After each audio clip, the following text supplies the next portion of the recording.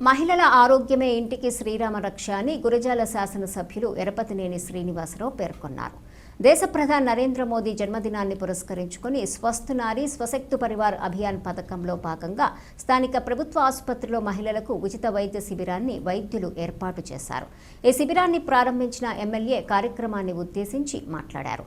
మహిళలందరూ ఆరోగ్యంగా ఉన్నప్పుడే ఆ ఇంట్లో ప్రగతి కనిపిస్తుందని, ఈ కార్యక్రమాన్ని అన్ని గ్రామాల్లో తీసుకుపోవాలని వైద్యులకు సూచించారు. ఉచితంగా పరీక్షలు, మందులు అందజేస్తూ నెల రోజుల పాటు నిర్వహించే అన్ని గ్రామాల్లో నిర్వహించే ఈ మెగా ఉచిత వైద్య శిబిరాన్ని నియోజకవర్గ మహిళలందరూ సద్వినియోగం చేసుకోవాలని ఎమ్మెల్యే కోరారు. ఈ కార్యక్రమంలో Nagarjunasagar project chairman Pulikuri Kantharao, TDP మండల పార్టీ అధ్యక్షులు జమ్మిగుంపుల లక్ష్మీనారాయణ, పట్టణ అధ్యక్షులు ఆకుల పిచ్చయ్య గుప్తా, కౌన్సిలర్ పొల్లయ్య, జనసేన నేత కటకం అంకారావు, పోటు నాగేశ్వరరావు, బడిదల శ్రీనివాసరావు, కూటమి నాయకులు, డాక్టర్లు, వైద్య సిబ్బంది తదితరులు పాల్గొన్నారు.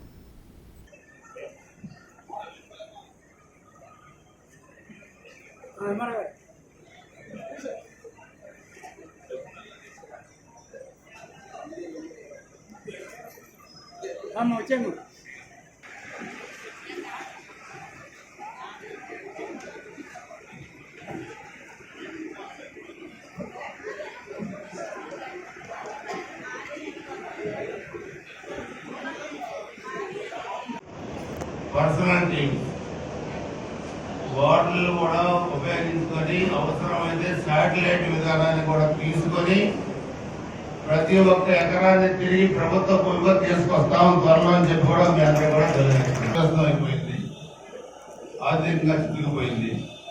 అడ్డగోలు పరిపాలన చేసి ఐఏఎస్లు ఐపీఎస్ అందరూ ఢిల్లీకి పోయే పరిస్థితికి వచ్చారు.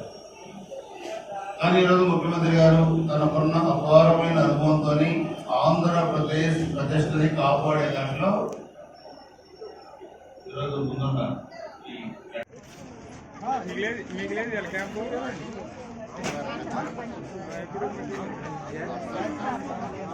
త్వరలో కంప్లీట్ చేస్తాం. మందగరున్న గురజాల, అదేవిధంగా దాచపల్లి, మార్చవరం, పిడుగురాళ్ళ ఈ అన్ని మండలాల్లో కూడా హెల్త్ పరంగా కూడా ఎటువంటి ఇబ్బంది లేకుండా హాస్పిటల్స్లో కావాల్సిన వసతుల్ని దాన్ని నిధులు తీసుకొచ్చి మరి పెంపొందించడంలో కూడా మీ అందరి సహకారంతో ఈ ప్రభుత్వం ముందుకు వెళ్తున్నామని చెప్పి కూడా తెలియజేసుకుంటూ మరొకసారి శైలిని అలవర్చుకోవడం మరియు తరచుగా స్క్రీనింగ్ పరీక్షలు చేయించుకోవడం. క్యాన్సర్ అంటే భయపడాల్సిన పని లేదు, ముందుగానే గుర్తిస్తే పూర్తిగా నయం చేయగల వ్యాధి ఇది. రాష్ట్ర ప్రభుత్వం 18 సంవత్సరాలు పైబడిన ప్రతి పౌరునికి ఉచితంగా బీపీ, షుగరు మరియు నోటి, రొమ్ము మరియు గర్భాశయ ముఖ ద్వారా క్యాన్సర్ స్క్రీనింగ్ సదుపాయం కల్పిస్తోంది. అనారోగ్యం వస్తే హాస్పిటల్కి వస్తాం, అది డాక్టర్ల బాధ్యత. కానీ హాస్పిటల్ ఆరోగ్యాన్ని కాపాడాల్సిన బాధ్యత నాకుంది, ప్రభుత్వానికి ఉంది. ఇది మీరు గుర్తుపెట్టుకోవాల్సిన అవసరం ఉంది. నేను ఈ వేదిక మీద చెప్పట్లేదు, కానీ ఇంకా కొన్ని సరిదిద్దుకోవాల్సిన అంశాలు ఉన్నాయి.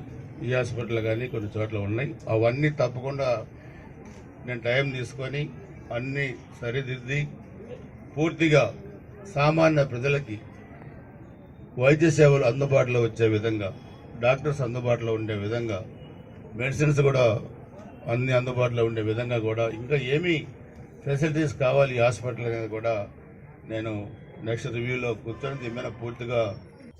చిన్న వయసులో ఈ సంవత్సరం బాగున్న వ్యక్తి వచ్చే సంవత్సరం నేను మళ్ళీ ఆ ఊరికి వెళ్తే మంచంలో పెరాలసిస్ వచ్చి ఉండాల్సిన పరిస్థితి వచ్చింది. చాలామంది నాన్ వెజ్ ఎక్కువగా తింటాం, అదేవిధంగా ఆహారం ఏ విధంగా తీసుకోవాలి, ఆరోగ్యమైన శ్రద్ధ లేకపోవడం, ఆరోగ్యాన్ని ఎలా కాపాడుకునే దాంట్లో సరిగా ఎడ్యుకేట్ చేయలేకపోవడం వల్ల ఈ సమస్యలన్నీ వస్తూ ఉన్నాయనేది నా వ్యక్తిగత అభిప్రాయం.